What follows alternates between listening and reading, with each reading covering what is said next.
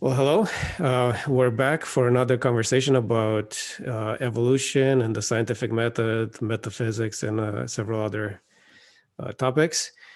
There is a part one to this conversation that's probably going to be um, made available somewhere in the links.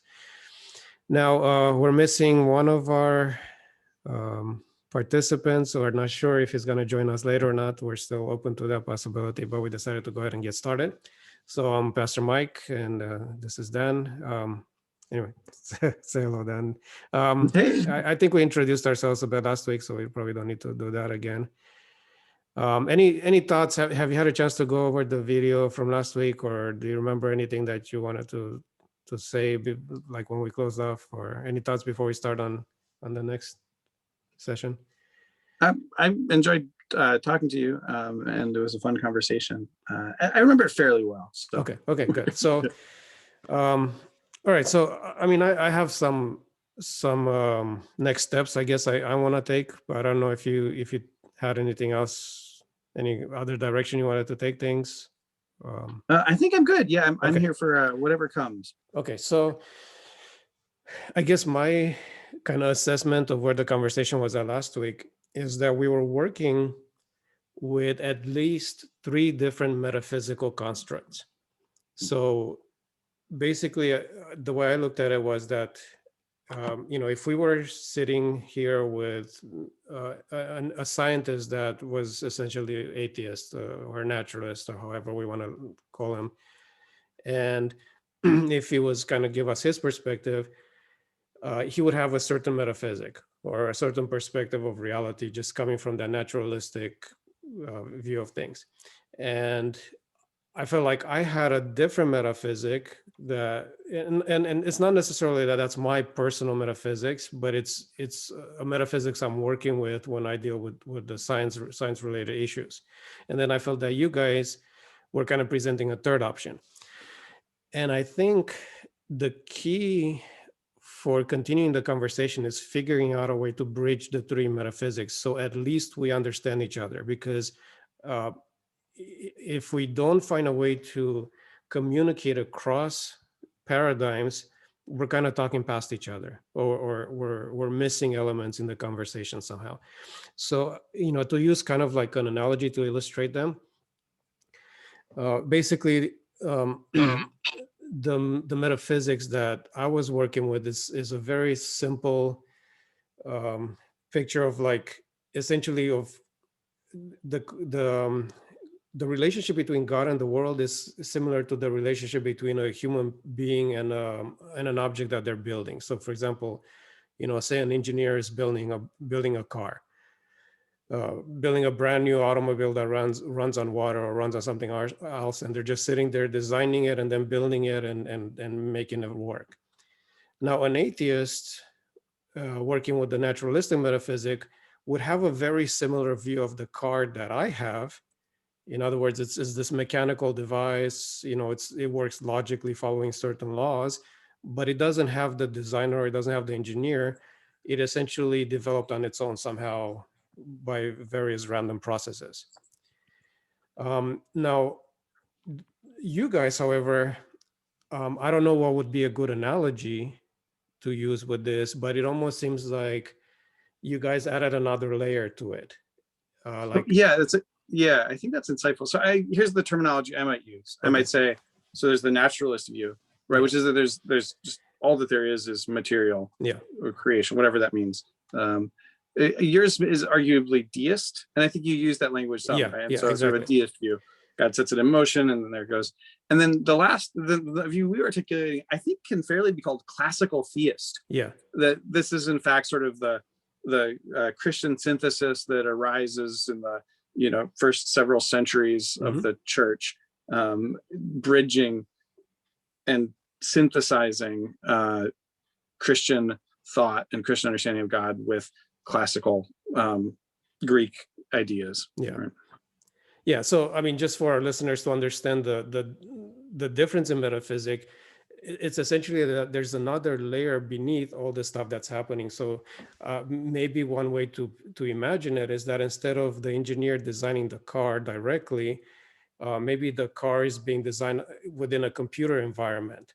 So essentially, like there's existence happens at a different layer, and within the computer environment, the car is being designed, but because there's this two layers to it, the car within the computer environment could appear the way the atheist envisions it. In other words, it's not actually being designed by somebody directly, but it's developing naturally, so to speak. It's basically just developing following certain rules. And from the atheist perspective, it looks completely random and completely natural without anything guiding it. But behind the scenes, there's actually a programmer that designed the whole thing, and it's making it happen. So it's basically a dualistic perspective where, reality happens in two layers, so to speak. Now, I think the issue here, we need to find a way to kind of communicate across these three paradigms, because a large segment of the scientific world functions within this mechanistic paradigm. And we need to see how the scientific method interacts with all these different metaphysics, and see how we can address concepts across the metaphysics. So that's, I don't know if we're going to be able to pull this off, but that's kind of what I would like to do for this coming session, just to find out how to get the ideas across through the different metaphysics and be able to communicate and have a coherent conversation. Yeah, go ahead. I like that. And I think that the computer analogy is a helpful one. Another one I think that can communicate the sort of a classical theist view in some ways. And all of this, I think, from a theological perspective, where I think we're always speaking analogically about God, right? So none of this actually fully captures God. Obviously, there's going to be ways where we need to say, well, it's not exactly like that, but this captures the heart of the distinction we're drawing. Yeah. And I think, so I really like the idea of God as storyteller, in terms of it captures the idea of intentionality, but also like a storyteller, unlike someone who just writes a book, a storyteller is both creating and sustaining the story in its telling. And I think that captures the sort of idea of an ongoing, intimate connection between God, the divine logos, right, which is like word and logic, and sort of which connects up to the storyteller idea nicely too. And that sort of the God's storytelling is in and through and constituting all of the things. And we can fudge that, but that's really distinct from the deist concept. I think you're really nailing it, that God sort of set up a clock and it's in motion, or built this car and there it went. And I think one way to bridge just those two, actually, that's kind of interesting, is to say that if you look, so let's say God is a storyteller, and the God could be telling a story that is intimately analyzable in its physical details down to the smallest molecular or subatomic level you want, right? That could all be part of the story. And so you're right, like in some sense, it at least appears to be one layer, right? That's sort of the content of the story. But that still doesn't answer, well, who's the storyteller? Who's creating and sustaining the whole story? And so they're distinct questions. And I would say one interesting and appealing thing about the classical theist model, let's just say the storyteller model to make it simpler, is that it conceptually it's intuitive, and it conceptually contains sort of everything that's in the deist model. Yeah. And then I think the naturalist model basically is, to present it uncharitably, is we are in a story without a storyteller. Yeah. Right? It's just the storyline, and there's no room for there being a storyteller. And I think that does actually map deeply to the computer model. The reason I kind of like the storyteller image more as a way of conveying the classical theist one is that the computer itself is just a mechanism that's churning stuff out, and that implies a mechanistic bottom layer. But the classical theist concept is that there is personality to this fundamental being that is creating things. But it's interesting to consider that you could be a sort of weird, idealist, an idealist without ideas, right? You could imagine that ultimately everything is kind of ideal, like everything is kind of like some kind of weird computer that who knows where it came from, but it's not personal. There's no personal or intentionality to that fundamental layer. And so I think there's like, it's almost like you could make a map where there's deist is to classical theist, as naturalist is to this sort of idealist without ideas, right? Yeah, something like that. Yeah. Yeah. The famous, what would be the famous model of all this is the movie The Matrix. Like there's this bottom layer that's reality, and then there's this matrix where everybody's living their life thinking it's the real world. So anyway, I think the problem with a lot of these things is that's because so much of science happens within this naturalistic paradigm. In other words, when scientists are out there studying the world, they're not thinking about this other layer. They're not thinking about how, at least the majority of scientists, or at least a good segment of scientists. I don't know what the numbers are. I haven't, looked up to see how many atheists, how many theists, how many Hindus and Muslims and Buddhists and others are scientists.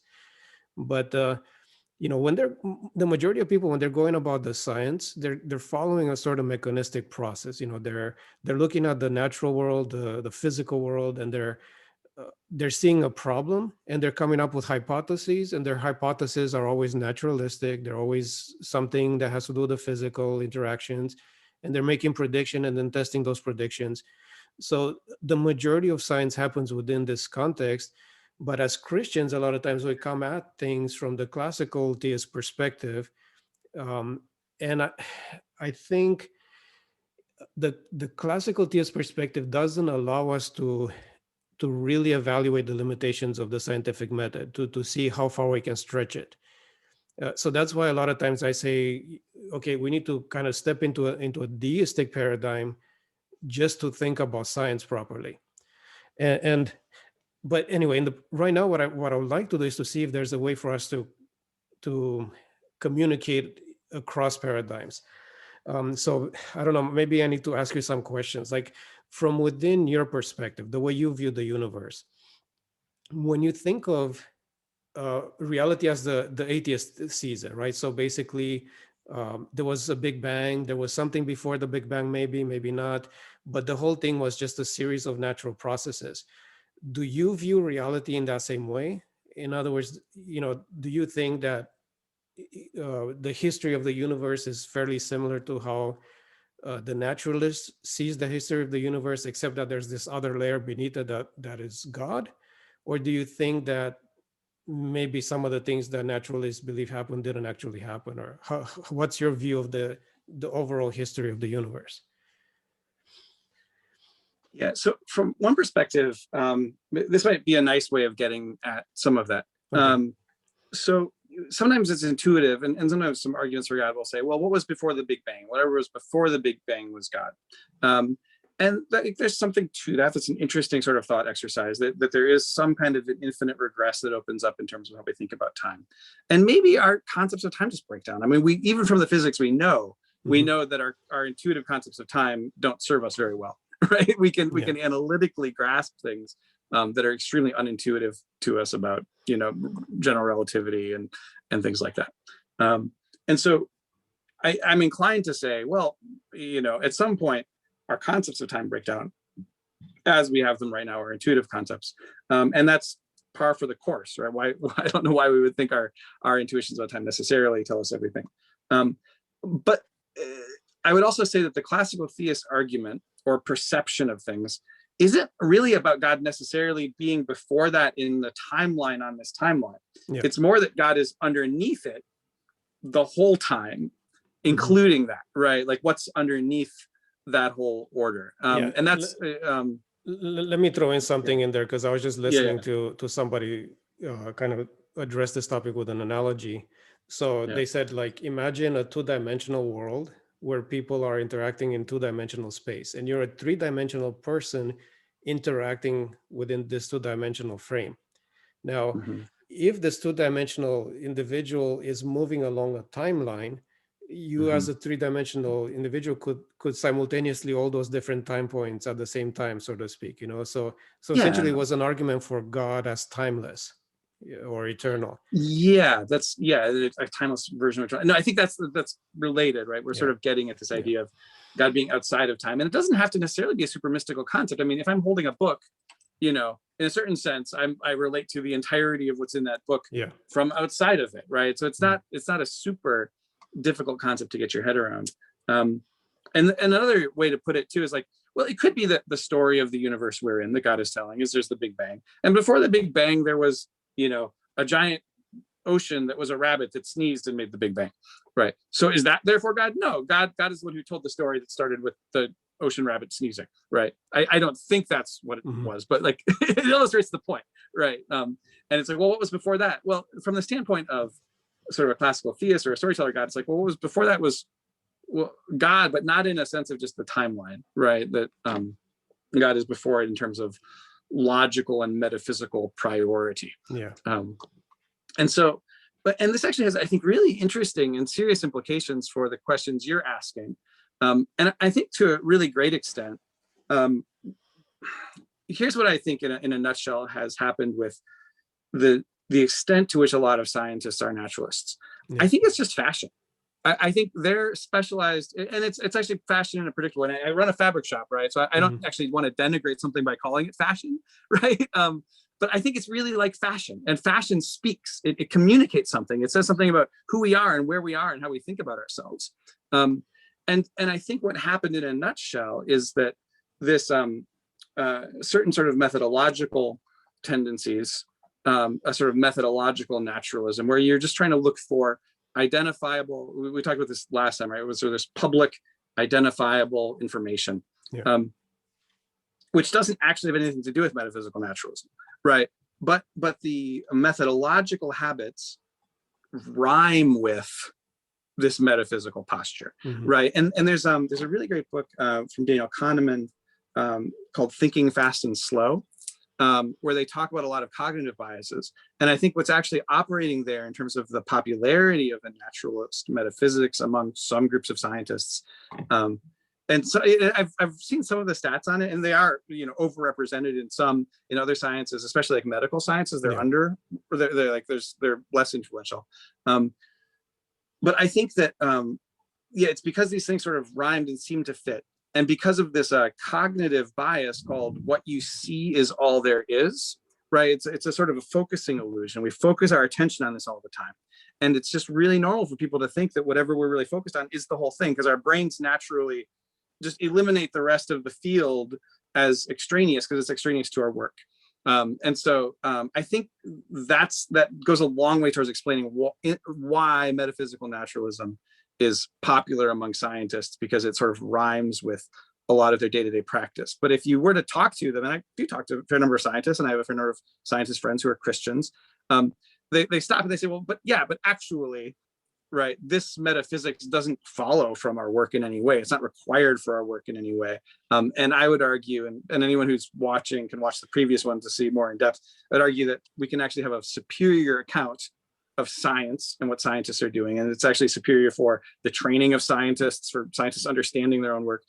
We can have a superior account in basically every way without appealing to naturalism of any sort. In fact, what we're appealing to is publicness, that we're appealing to coherence. Maybe we're appealing to consilience, where things make sense together, and all of these sorts of things, which are actually much more friendly to a classical theistic view. Okay, so I think one of the difficulties that I see when we have this sort of broader view of science is that, like, when it comes tangibly to what the scientist actually does, it's hard to tell how it affects their methodology in any way. So let me give you go ahead. You go ahead first, and then I'll go on. Okay. All right. So let me give you an example, like just basic scientific reasoning. Like, and let's say I'm driving I'm losing my voice again. Excuse me. Let's say I'm driving down the road from my house on a path that I drive every day, and then one morning as I'm driving, I see a massive boulder in the middle of the road, right? So I stop my car and I start thinking, why is this boulder here? And I immediately start thinking of possibilities. I come up with hypotheses. So I say, okay, well, there's this hill nearby, so it's possible that it broke off from somewhere up at the top of the hill and then rolled down the hill and ended up here, and that's why it's here in the middle of the road. Now, if that's my hypothesis, then that immediately gives me certain predictions that I can work with and test out. So I could say, okay, if that's the case, I should be able to get out of my car, walk up this hill, and find a lot of evidence of a massive boulder rolling down the hill, breaking down, ripping up vegetation, making whatever tracks in the ground and so on. I should be able at the top of the hill to see a place where a rock broke off and all this. And I could actually walk up the hill and test my predictions. If I walk all the way up and I see no evidence of anything having changed as far as something rolling down, and I know that boulder wasn't there the day before because I just drove it, then I have to change my hypothesis and come up with some other explanation, right? So one of the key elements in science is that we come up with hypotheses and we make predictions, and we test those predictions in terms of natural situations. We don't think about, well, there's a metaphysical layer underneath that is possibly responsible for why this happened. Maybe somehow from within this whatever the name is for this other layer, maybe something emerged out of nowhere, and that's why this boulder's here, or anything like that. So we always come up with some explanation. If this hypothesis doesn't work, then my next hypothesis is going to be another natural one, which is maybe that somebody had a boulder on the back of their truck and they were driving down the road and the thing fell off their truck. I mean, that's still a natural explanation. It's not something supernatural. Or, I know you don't like the terminology natural and supernatural, but I don't know, I don't have a good terminology for this other layer that we're talking about in the classical metaphysic. So in other words, the way we think about science is always coming up with testable predictions from within physical interactions of elements within our cosmos.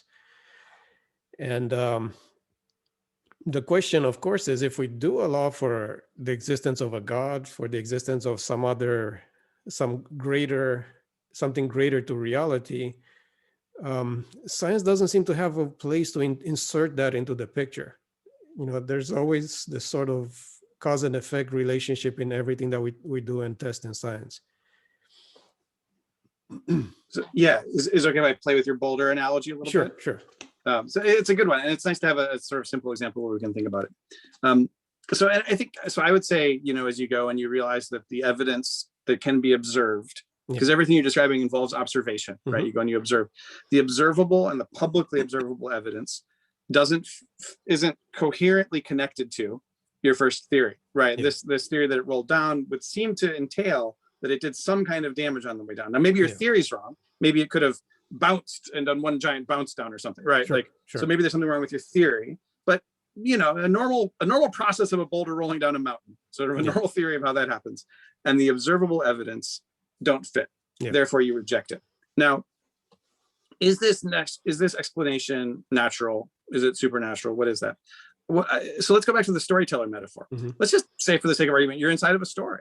And well, what kind of story is it? Well, let's say it's a reasonably realistic story, right? It's a story where it's reasonably realistic in terms of the way we normally see the world. So a wizard didn't make it fly down, right? This is the type of story you're in. If it's that kind of a story, then you should expect to see it work that way. And in fact, the author of that story wouldn't be abiding by genre conventions if they just had a rock suddenly appear out of nowhere, and then it said, and the rock was there because the author wrote the sentence, the rock was there. Yeah. That would be a different kind of literature, right? Yeah. And so what I would say is that the storyteller metaphysical model, which is a super simplified classical theistic metaphysics, right? The storyteller metaphysical model is fully compatible with everything you said. Yeah. Right. And so there's Stephen Jay Gould has this concept of non-overlapping magisteria, right? That you have the science stuff and scientists are in charge of the science stuff, and there's religious stuff and the religious people are in charge of religious stuff. And my big problem with that, where that doesn't fit well with this, is in fact, I would argue that it is an entirely contained within magisteria, that the theological or metaphysical magisterium, whatever that is, concerns itself with these sorts of bigger things. And that all of the scientific discussion we could possibly have is wrapped inside of it. And so it's hard to we really can't, I think, fully address our metaphysical questions through the scientific method, precisely because it is constrained by processes of public observation and theory building, and communities who have warranted trust in their ability to do that, right? That science, and all of these levels, we can cut it all kinds of ways, but basically science is a carve out of theology. It's a littler thing that fits entirely inside of it. Yeah, so I understand your the whole thing that you're saying, and I'm still trying to see if there's a way to get to something that I'm trying to get to, because I think no matter what I say, you're always going to find a way to incorporate it within your kind of this greater narrative that you're talking about.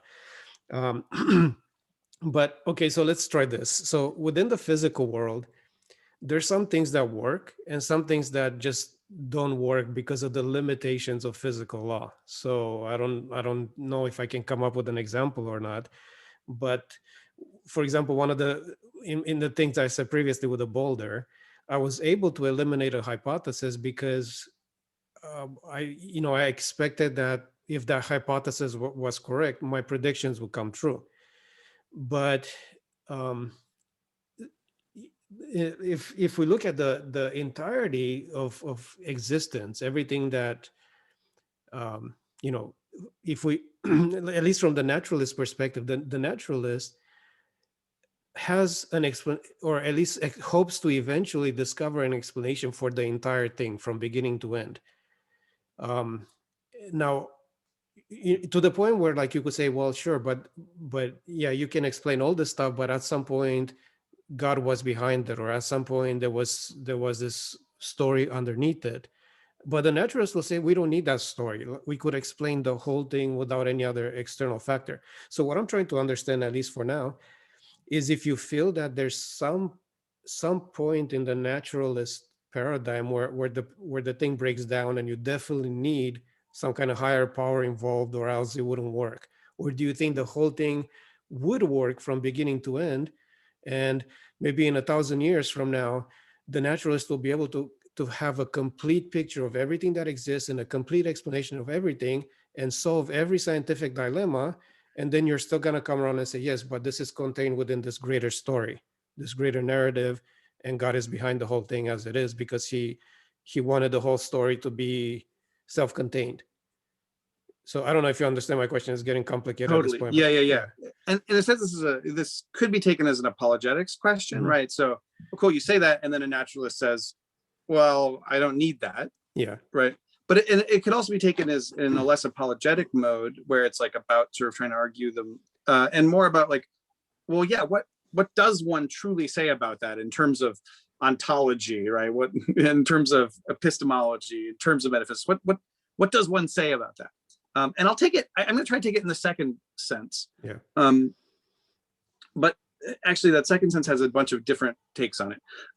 So first of all, I would say, well, has the naturalist shown that they don't need that? Because what often happens actually is they just assume that they don't. Yeah. Which gets back to this. There's actually a methodological practice of looking for publicly available information, which I would argue they have blown up past the confines of what it's actually good for, right? They've fallen for the cognitive bias of what you see as all that there is, and they've just projected that onto metaphysics, and they haven't really thought about metaphysics, and they just shake their hands. But in all of that, I mean, well, they need to have more than that if they don't want me to just dismiss them as someone who's not reflective enough to realize that they're overgeneralizing from a small sample size. Yeah. That they're overgeneralizing from, or even worse, actually not even overgeneralizing from a small sample, because this isn't just about what they can prove or demonstrate, but they're overgeneralizing from the way they want things to be, right? You have all these people say, well, everything's ultimately just little particles bouncing around. It's like, well, I don't know if that's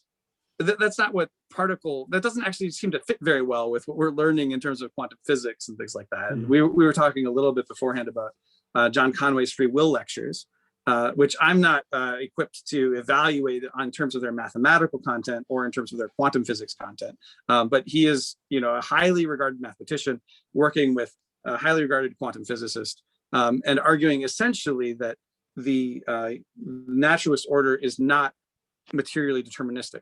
Now, hey, if you don't want things to be materially deterministic, then you don't need anything more. But right, or if you want things, if you don't care about whether things are deterministic, then you would say, okay, well, I guess that's how it is. Yeah. Right. But a lot of physicists, they want determinism, right? They really want there to be a deterministic universe because they want it to be able to be modeled.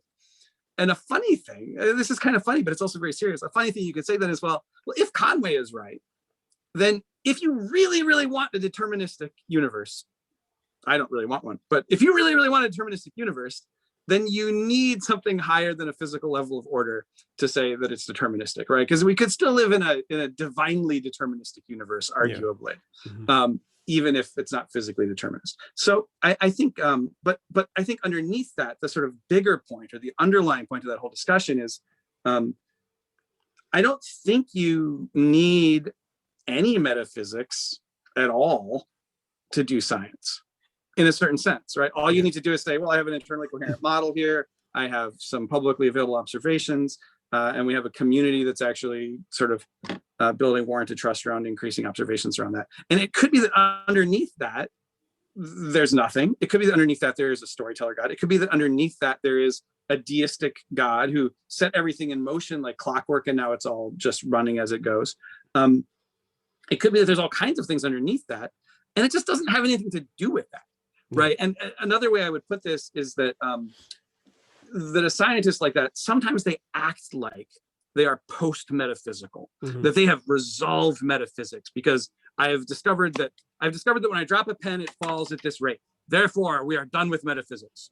It's like, that is incorrect. Yeah. You are not post-metaphysical because you can measure the rate of a fall of a pen or anything else. Yeah. Right. Yeah. And so philosophically, there's something really absent from that view. And I actually like to talk about being pre-metaphysical in the sense of, well, let's be kind of open-minded about it. Let's be curious about whatever these things are that are beyond what we can see.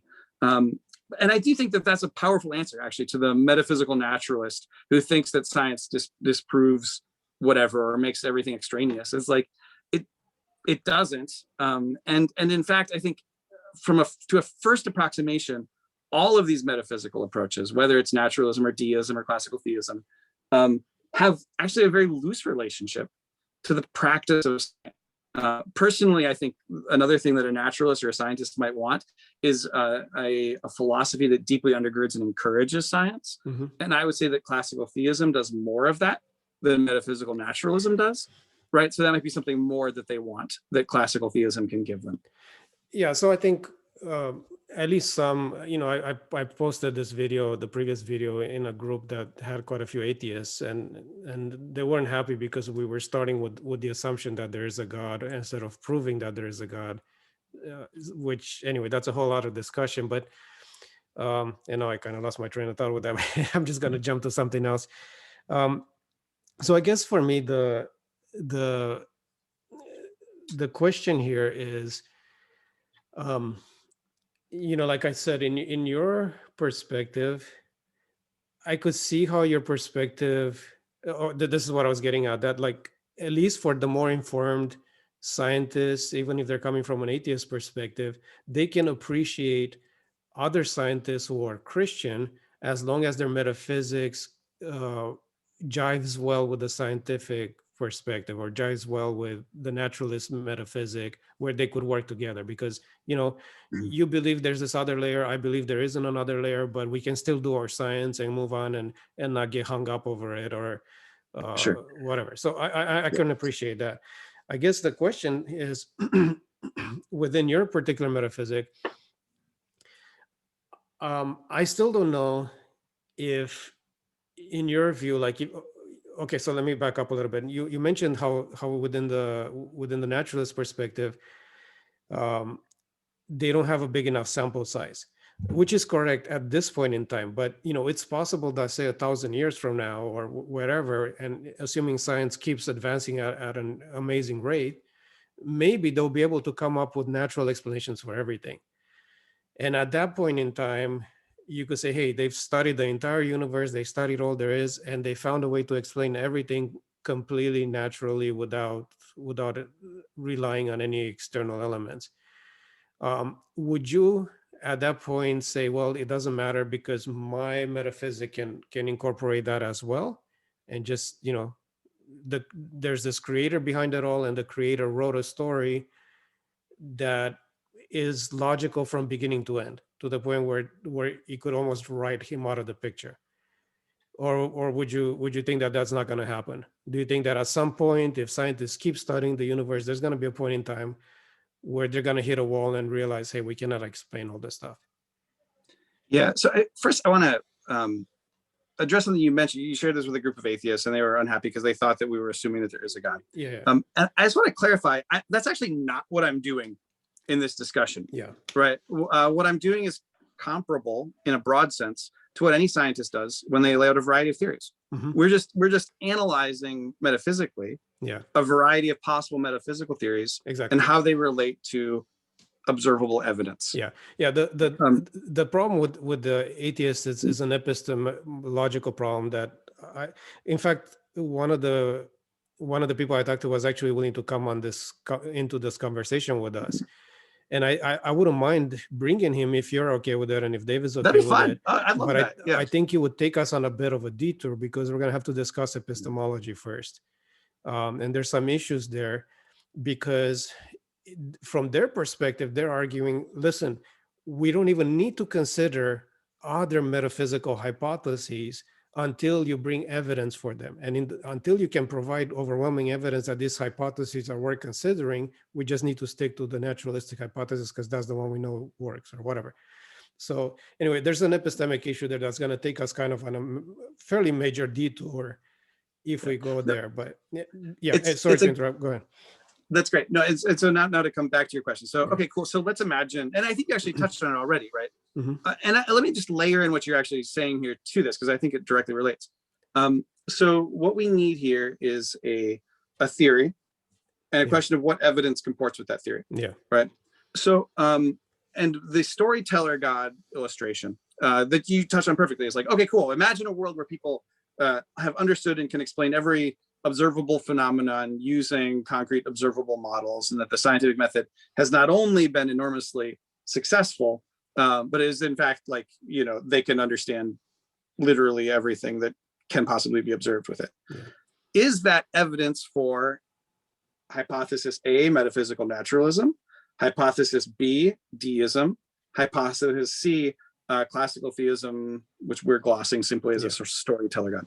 Yeah. I would argue that it is not evidence for or against any of those three to a significant degree. Yeah, I think the deist one would probably kind of break down, because if you could explain even those beginning points, then there's no reason to have somebody jumpstart the whole thing.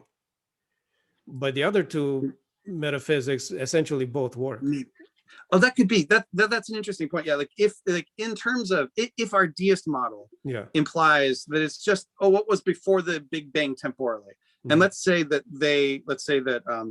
you get to a point of super advanced science where they're like, we have established beyond any shadow of a doubt that maybe, like, for example, there's a deep time hypothesis, right, where there's like there can be nothing, and tiny variations in the quantum field will eventually give rise to a big bang. Yeah, let's say that somehow at some point people realize that's the case, right? Boom. And that might be checkmate to a certain kind of deist, right? Like, no, there's not a God before that, right? But then you're still left with the classical theist account, which fully accounts for the data and has no problem with it, and in fact can find support from it. So here's what I would say too. So the naturalists find support from this, because they say, look, we told you the universe was this sort of naturalistic phenomenon, which is why we were able to analyze it naturalistically and make sense of it. Therefore, this proves our metaphysics. Yeah. But the storyteller would say, no, you've just proven that we're in a story being told by someone who wants to be known so fully that they allow themselves to be known fully in this way, at least this aspect of who they are. Yeah. But you'll always end up with, and I do think, and so at a basic sense, this isn't a proof for the storyteller hypothesis. What it is it's a demonstration that this theory is not in any way contravened by that. Right. And so they're both competing metaphysics still, even after all of that is done. Yeah. So basically, if it's possible, right? Yeah, assuming that that happens. So basically, the metaphysics can adapt to pretty much any type of evidence. Or well, I think it has, it's an interesting thing, right? And so you can, and at this point, we haven't actually sort of gone full classical theist, right? We haven't tried to articulate that this story is being told by an all good, all knowing, all loving being that is also impassible, and we can. There's a lot more sort of that comes with it. But I think it gets at this creator sustainer idea. Yeah. I would say though, go ahead. That in my own view, right, we should expect science to succeed. We should expect people to be able to learn if in addition to it being a story, it is a story in which the creator wants to be known, right? So that all, not only, it's not just that like I can sort of make this work, it's actually like this comports it's a with prediction. It's a prediction. It fits well with, it's a prediction. Yeah. But would you say that it's a prediction of the classical metaphysic that in fact at some point in the future, it's possible that we will be able to prove the entire thing can happen naturally, or would you not go that far? So there's two different questions. So I think in terms of like, a basic storyteller metaphysics, it really depends on the type of the storyteller. But also there's no reason to it just depends on the type of the storyteller. But I would say, so as a Christian, I would actually, I actually believe that God will, restore the created order, and that there will come a time when we will know, we will be fully known, and we will know God, right? That we are in fact in a process of learning and discovery in which an infinite being who is infinite love has invited finite creatures into that process of learning and growth. And so from that standpoint, I do think that there will always be more, right? There will always be more to learn and grow in from our standpoint, because we are finite beings invited into a relation of infinite love. But I'm talking about the physical material reality. I think whatever level of discovery we make isn't a threat to that. But there's also, I think, a basic, so I also think the Conway stuff is a good illustration of where we actually might hit hard limits, hard knowable limits to what science is capable of. We can say the math can only go so far. There's only so much you can do with it. So it seems that there's a reasonable case that is happening, and that there might well be more of that. So I don't think, that's not a problem necessarily for either view. I think it's sort of a substantially a different question. Because here we're talking about epistemology. We're talking about what we can know rather than what truly is. Sure. And there might just be things that we don't know. Right? And this maybe gets even more to the point. There can be things that are that we don't know through a certain approach or through a certain method. And insofar as science is defined as coherent models tracking with publicly available information, there actually are already substantial problems in terms of if you're actually just on the ground doing scientific research in any number of fields, where there's just, you don't get a chance to observe certain things, right? Part of my background is social sciences too, and this happens a lot in social scientists, not only because and there's a question of like if you're an anthropologist or something like that, observing a community really does change it in pretty basic and ways that are in principle observable, but in practice for your research community aren't. So that's just a normal part of science. I mean, since you mentioned archaeology, you could be digging up something, trying to learn about an ancient civilization, but maybe several other generations, millennia back, have dug up that same stuff and destroyed your data. So you don't have data, you don't have access to knowledge in that sense, because your access has been damaged. So anyway, I think let me throw out another analogy here, because I think one of the aspects of material reality is that it has sort of certain inherent limitations, because it's essentially particles and all these components that are interacting based on a set of laws. So imagine that you had a room that's made entirely out of metal, and it has no doors or windows. And inside this room, you have a metal box, and there's a bomb inside the box, right? So the bomb explodes, the metal box shatters, and then it sprays all over this metal room, and the little pieces of metal lodge all over the place. Maybe some get stuck in the wall, some fall on the ground, whatever.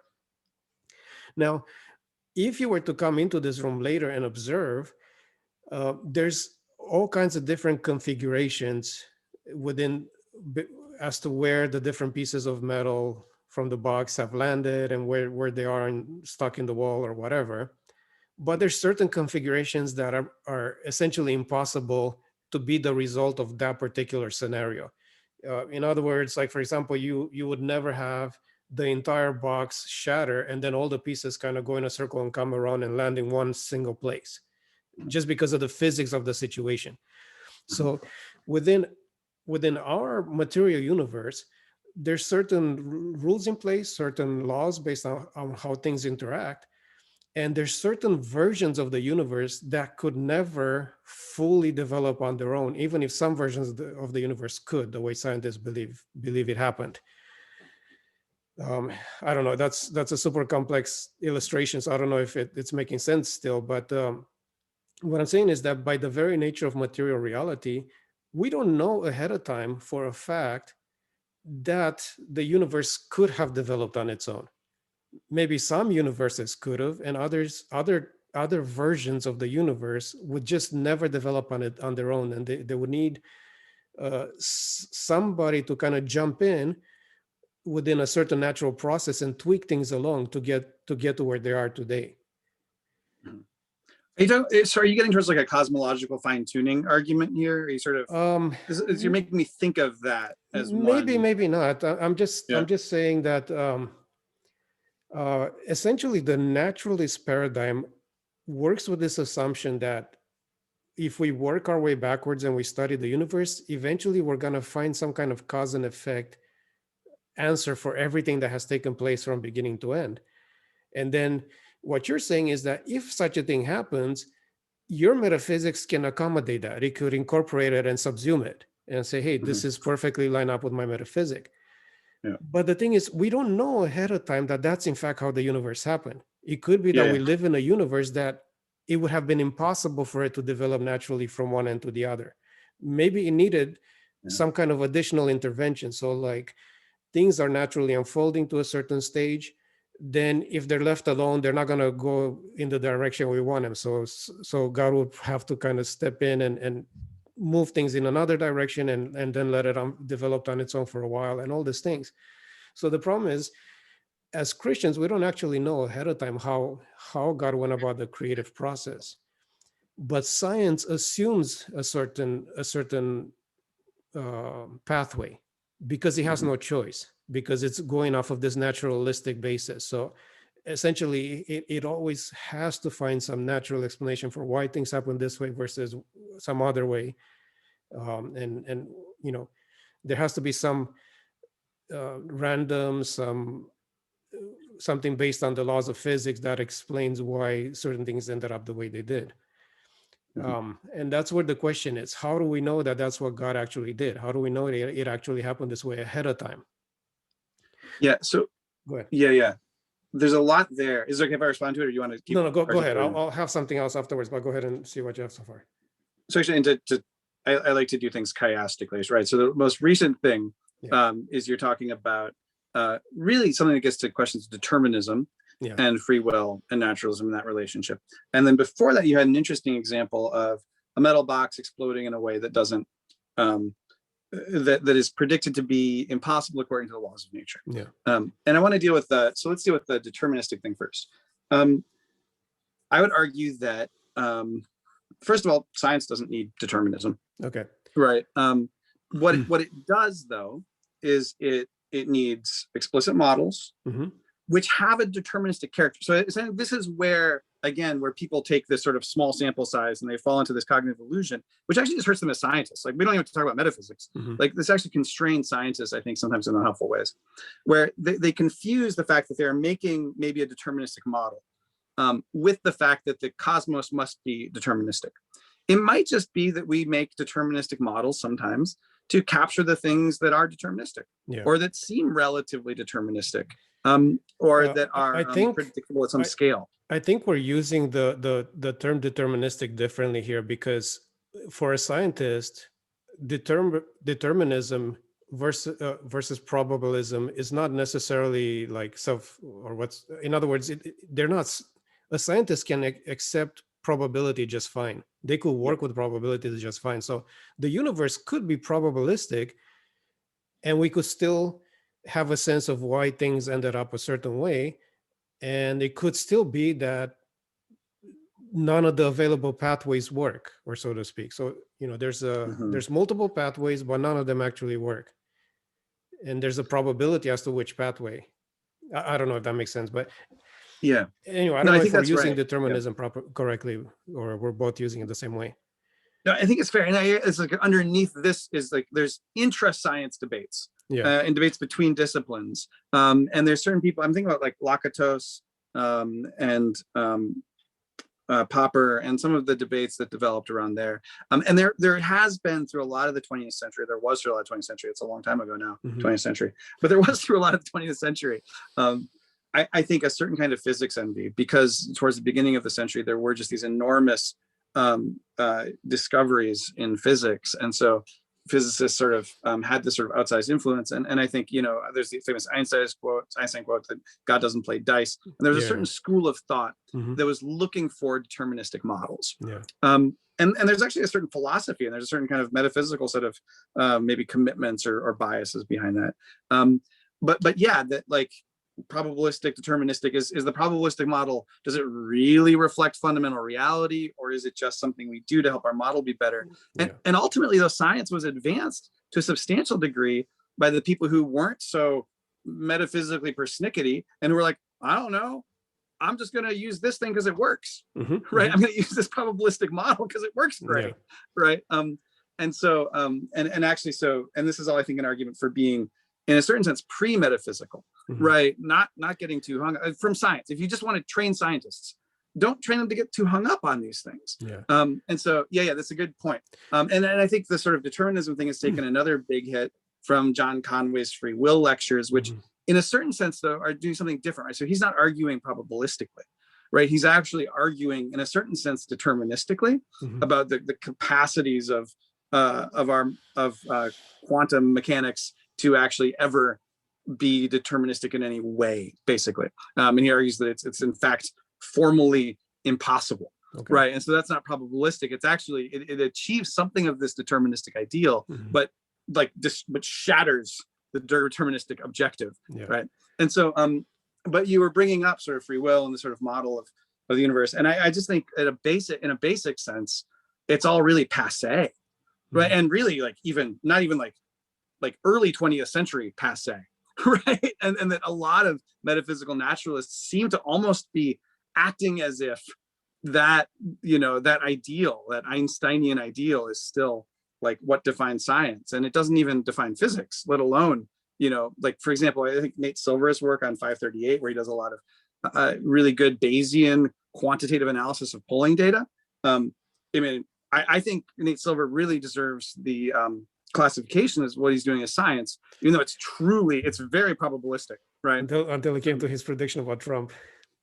No, his were great. I mean, his predictions are all probabilistic, right? And he was bullish on Trump the first time. And in fact, his models were improving. I follow Nate Silver really closely. And right before the 2016 election, because I follow Nate Silver closely, I saw that Trump's odds of winning had bumped up substantially in the polls, even in the latest polling. And I was seriously thinking of buying some Trump insurance and making a bet that Trump would win so that I would have some cash if he did win. And that's because I was following Nate Silver. So I think sometimes people don't know how to read probabilistic stuff, and then they sort of give it a bad rap. But I think Nate Silver nailed it. Yeah, I think in the beginning he was working with the poor polling data, and then he corrected his model as things went along. But anyway, so I don't know. I'm a little bit thrown off here because I think I think to you, scientists are stuck in a deterministic paradigm. No, not at all. No? Yeah, like some people. There's some people. Some of them are, right. And naturalist metaphysicists. So like people who, and often these people aren't even doing scientists. Aren't even doing scientists, right? They're an atheist who's really committed to that. They're not a working scientist, and they're hung up on this vision of what science is that doesn't comport in the first instance with what science is. Yeah. Anyway, so I guess the question, the rest of the question was regarding this idea that we can envision a universe that has a natural cause and effect, even if there's random elements in there, but it's still sort of like event A triggers event B, and the event B triggers either event A, B, or C, or whatever, and there's this sort of chain reaction. So that's kind of the naturalist view of reality. And I'm saying, well, what if at some point in this chain reaction somebody has to step in and introduce additional elements, or nudge things a certain way, because they would never end up where they did. Right. And I don't know how. I mean, I know that your metaphysics can incorporate that, or it can adapt to that possibility, Yeah. but I don't know how it would correct science if science makes the mistake of assuming certain things when in fact that's not what happened. So I don't know if that makes sense, but I'm still trying to figure out a way to communicate across the metaphysics here. So one piece of that, and this is where I think Conway stuff comes in an interesting way too, is that, so let's say he's right? Then there's something happening at the quantum mechanical level that is not like physically deterministic. Now that opens an interesting door for saying, perhaps, right, oh, maybe this is a place where some deeper level of reality is interacting with this one, right? It's interacting with it in a way that we can't predict at this level alone. And if there is, but it at least opens room. It certainly doesn't prove that God is using the gaps in quantum mechanics to control the story of creation, right? But it's also compatible, right? So again, I'm not assuming that God exists, and I'm not even saying that this proves it. But there's these interesting sorts of things. And one interesting thing actually that's appealing to me about that, so in evolutionary biology debates, which is how this started, you often get into a God of the gaps argument, right? Where it's like, well, if I want to show that there is a God, I have to show that this phase of evolution couldn't have happened in a way that would have been publicly observable if we could go back in time, and that wouldn't, something like that, right? And I just think that that's not a trap you want to fall into. You don't want to, like, my God is not the God of the gaps. And actually the term God of the gaps was developed by a Christian theologian, right? And so, but what's interesting is, like, about the Conway idea is that it's a God of almost a God of not quite the gap, a God of like gaps everywhere. Right. And so you're no longer like, oh, God had to like come in this moment and stick his finger in this and remake things.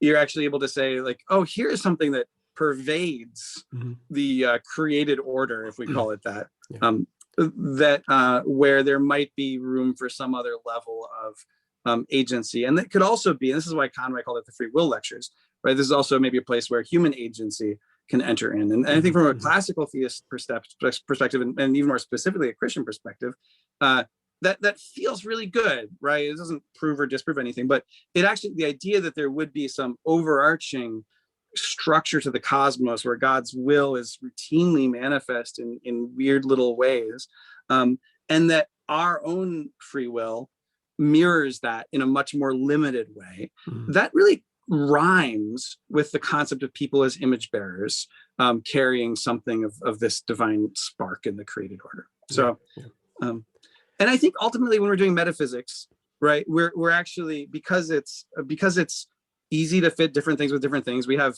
it's underdetermined by the evidence, right? That there's not enough evidence to determine what it is, and so you have different theories that could work. Ultimately, I think we raise an interesting question. This might be a good place to stop, which is, okay, cool, let's grant from the get-go that there are a variety of metaphysical frameworks that can explain the evidence that we have. How do you pick between them? Do you have to pick between them? Well, can you just say, okay, well, these 5 look pretty good and these 2 look extra dumb, right? And so that I do have to run. I'm getting some calls and things, but okay. Maybe we can pick that up next time, which is, okay, so let's say, as with many times with theories, we don't have enough evidence to determine which one is right. There are multiple viable theories. With metaphysical theories, though, how should we pick among them if we do? Okay, so that's something I was trying to avoid getting into a discussion about which metaphysics is correct, because that would take us on a whole other detour, but who knows, maybe we'll have to get into that. Well, hey, since you have to go, I guess this is probably a good stopping place. It's been about an hour. Well, thanks. I appreciate you very much. This has been a fun conversation for me. I hope it was at least somewhat enjoyable for you as well. Yeah, it was great. Thanks a lot. Hopefully next time Dave could join us and we'll continue on. And also, I love to talk to atheists. I was atheist for quite a period of my life, and I'm very sympathetic to atheists, especially the smart ones. Okay. Take care. All right. Take care.